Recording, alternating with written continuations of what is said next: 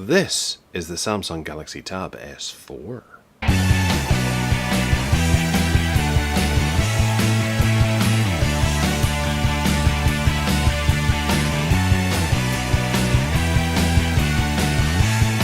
Okay, coming in from Samsung is the deliciously titled Tab S4 in a black box with blue writing.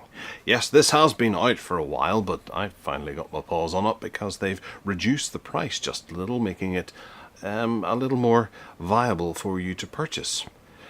It's a 10-inch Android tablet that has a bunch of specifications in it and a really nice black box. I have to say I like Samsung's design on these things. Up here it says we have the S Pen included, quad speakers tuned by AKG, Dolby Atmos included, 2.35 GHz and 1.9 GHz quad-core processor inside, 4 GB of RAM, 64 GB of storage, a 7,300 mAh battery, fast charging and an iris scanner. I wouldn't say these specifications are absolutely fantastic. They're good, but they're not fantastic, and they are not £600 worth fantastic. The Snapdragon processor that's inside is the 835, given that the 855 is currently doing the rounds and exciting people all over the world. This is still got some catch up to do whenever it comes to top of the line specifications inside. Additionally, for the money, we have one of the nicest looking screens available, which is worth getting excited about.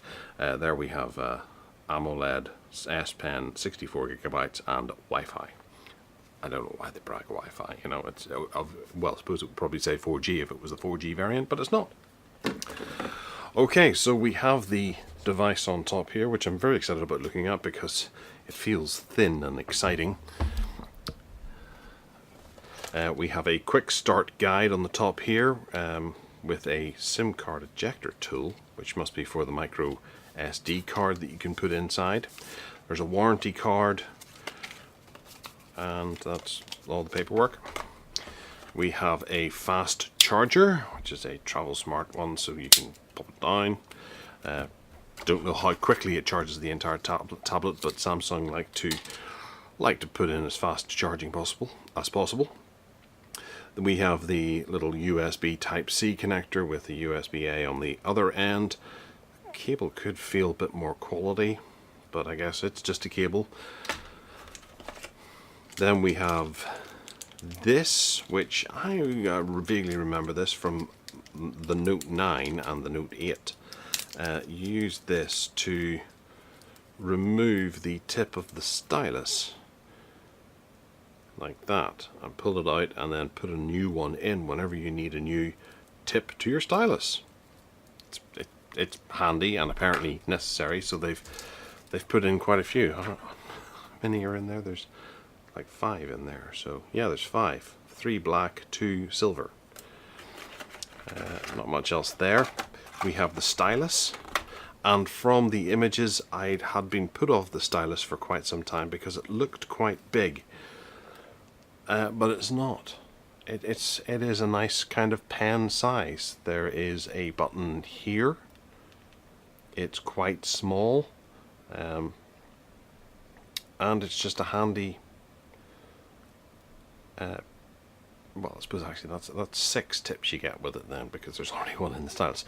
It's quite a handy novelty to have. Some people might be buying it for the stylus being included, but I guess whenever you compare it to something like an Apple Pencil, it's nice that it comes in the box, but obviously the price is affected by the fact that it comes in the box.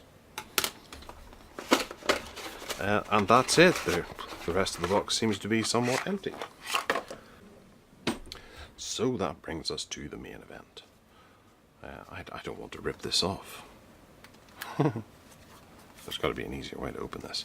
So we have a Pogo keyboard, standalone decks, which allow you to turn this into something of a laptop, and then screen off memo, which is, ooh, that sounds like an interesting idea.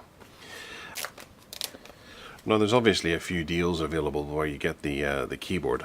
I didn't opt for the keyboard because I have a couple of Bluetooth keyboards, and just went for the tablet on its own. And it looks very nice. So we have a very thin bezel around the outside, especially for a tablet, and it doesn't weigh too much, but I think it weighs enough that over time you'll probably start to notice just how heavy that is.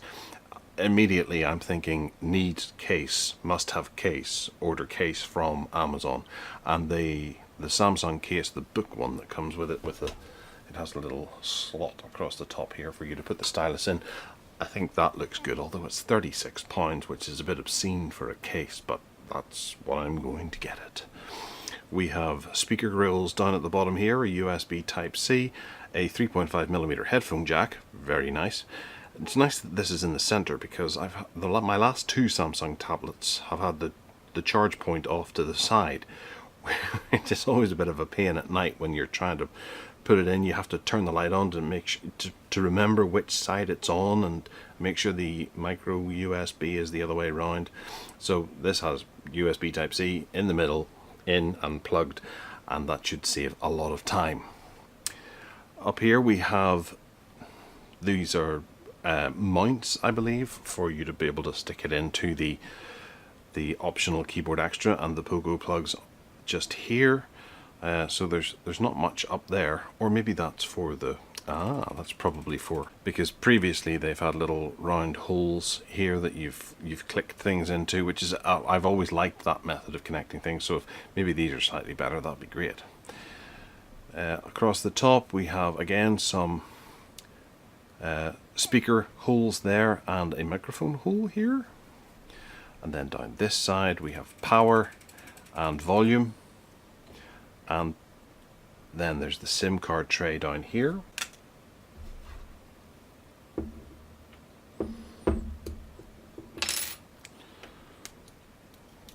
That affords us a micro SD card slot, and that's all that's there. I'll leave that open. No, that's all right. Up the top here we have the front-facing 8-megapixel camera that does 1080p at 30 frames per second, so that should be pretty mean on Duo and Skype and that sort of thing. So it's a really nice voice chatting front-facing camera. There's nothing else down here. There's no button or anything, so everything's on screen, which will annoy some, but others should be okay. We have tuned by AKG written on the back there at the bottom, Samsung here, and then the rear camera that has a bit of gunk on it, which has an LED flash in below, a 13-megapixel camera there, which is autofocus, LED flash, HDR panorama, and it does 2160p by 2160p at 30 frames per second. So it's a decent sounding camera on a tablet that Samsung are hopefully taking seriously, because previously they've been a bit ropey. And there is a bit of charge in it, and we have a nice big bright screen.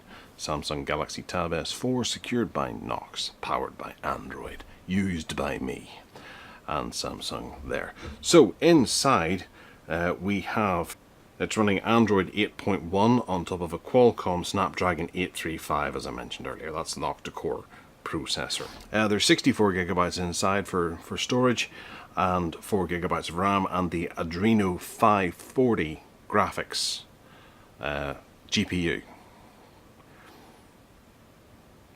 And we'll just rock into some Wi-Fi here. Okay. And we have to accept all this kind of stuff. Agree with all. And next. Checking for updates. We've got 24% battery, so we'll have to make this quick. But plugging in and charging it will be quick. Let's do two-step verification, all done. Getting it synced up. We should be able to sync this from one of my... So I'm using this to replace a tablet, so I'm going to restore all that, whether you like it or not.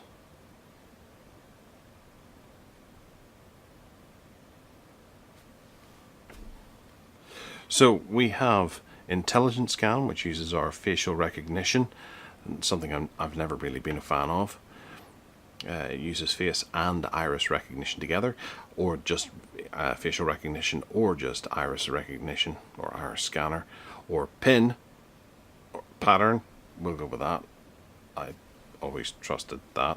I'll review the facial recognition to see how it works, but for right now I'm going to use this. Okay, and we have to set up Google Assistant and various Google services. There is an awful lot to go through whenever you're booting up a Samsung device or an Android device. Okay, Samsung Cloud, Bixby. We'll do that later. Or do we have to do it now? I think we have to do it now. And we've signed into our Samsung account, so it'll be interesting to see just how much it takes down, because I use a Samsung Galaxy 10 Plus as my main device, and I'm well integrated into the Samsung way of life, so it's picking my backup device as the Samsung Galaxy S2, which is my old tablet that I'm now putting in my museum, and it allows me to pick from various different Samsung devices that I've had in the past. So we'll keep with the Samsung Galaxy S2 for the time being. And do I want to install apps? I'm just going to install them because some of them are kind of useful, I suppose. And there we have it. We have a big bright screen and some quite loud speakers and a big friendly text at the top there for the bar. And it all looks very nice. It's a very pin sharp screen. Yeah, it looks very pretty. So we've got Bixby on the side there, which we can obviously turn off, which would be great. Galaxy Essentials. Having trouble signing into my email and things like that, but it's restoring stuff, so I imagine that'll probably take a wee while. It's coming up that there's 999 notifications in my Gmail, which I don't think that's quite right. I remember sorting it out, and this just works. We got Air Command. Use your Air Command to access useful pen features. You can also add shortcuts to your favorite apps or functions to open and turn them on using Air Command. Hover your pen. Oh, right, okay. So I'm just here moving things about without actually touching the screen. It is kind of a nice thing. I do remember that on the note as well. So the button.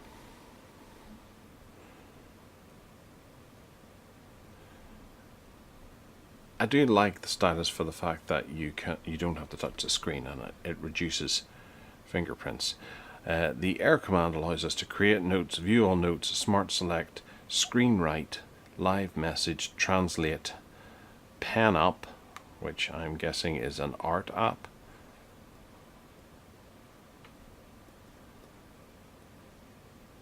Is it just me, or I'm not working out how to use this? It's been a while.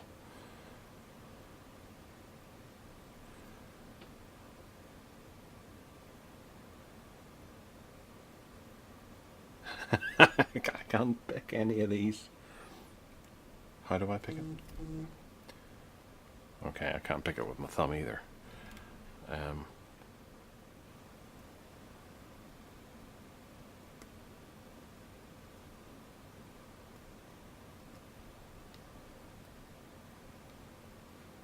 Okay, I loaded that somehow by doing a combination of pressing buttons and just hitting it.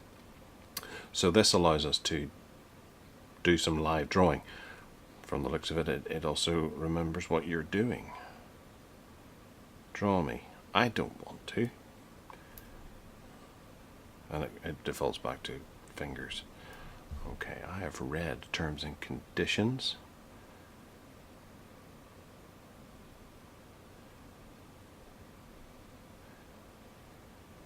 I'm not finding this to be terribly responsive. I've tapped on a few things and it's not happening. So there we can see we can do some shading and drawing and drawing and shading. There's a lady here who needs to be drawn. Oh, I got a bit close there, and so we can learn to draw in various different ways. And there's someone's tried it before.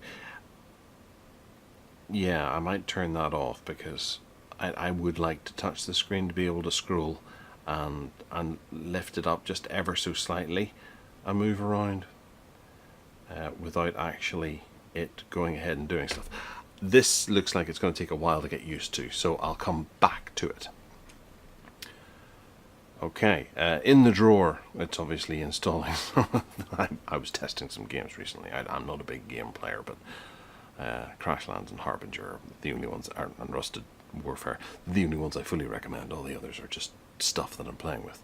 In the Samsung suite, we have Smart Things and Email and My Files and Internet and Galaxy Apps and the Kids mode, Samsung Flow, Samsung Members, and Pen Up.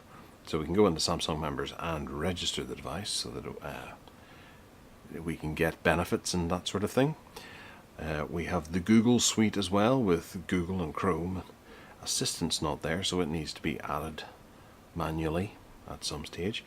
We have the Microsoft suite, unfortunately, there too. We've got Word, Excel, PowerPoint, OneDrive and Skype.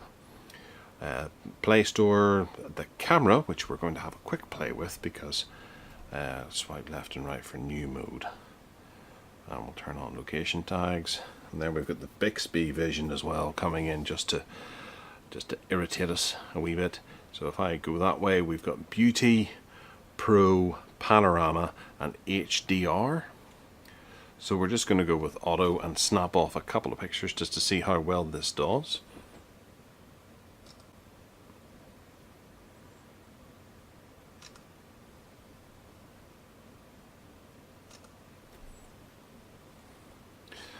Okay, and to examine them.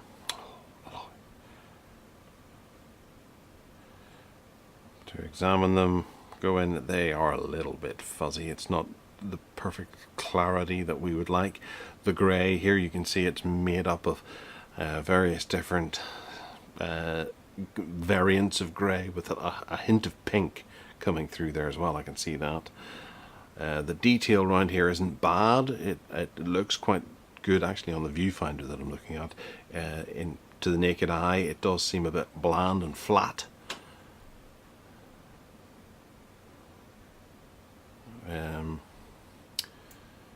Then having a look at the text on the side of the book, we're getting quite a bit of reflection, and the light is affecting the way that the words are being presented.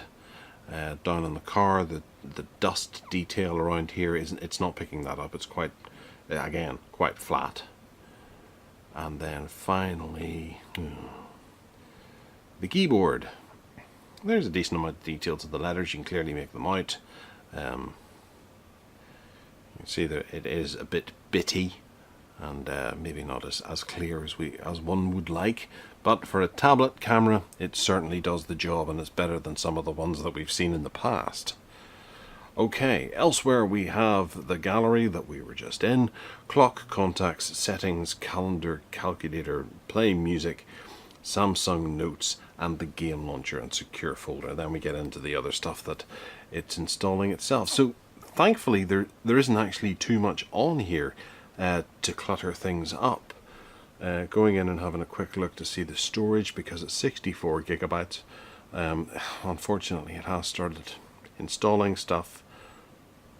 So if we're to have a look at the storage to see how much is used up, we're not going to get a truly accurate reflection, but it's showing that 48 gigabytes is currently free, which seems a bit low.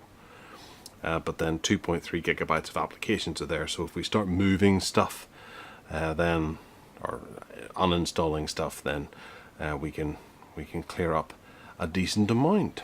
So 16 gigabytes of 64 gigabytes is currently used.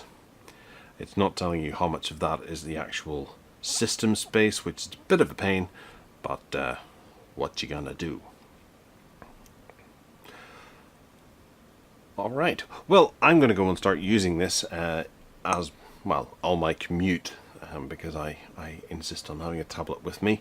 It feels a bit bare at the moment, so I might not use it straight away. I'll go and investigate a case off Amazon and get one of those and get it sent to me, and then see how it goes on this. It'll probably be the Samsung Genuine case, the book one, because I do fancy that. And yeah, it's warm in my hand. I can feel just under my thumb and my finger here. Yeah, it's heating up because it is installing quite a bit of stuff and updating things. So we'll just let that go. And if you check back on techaddicts.uk in the future, you're going to see a bit of a review at some point. Also check out the Tech Addicts podcast, where I will probably be talking about this just a little bit, because I know some of the other guys on the show there, they use one as well, or at least have had use of in the past, so we'll be able to compare notes on how we find the Samsung Galaxy Tab S4. Let me know in the comments down below if you have anything you want me to test in particular. Hit that subscribe button and give us a wee thumbs up if you fancy, and other than that, take care.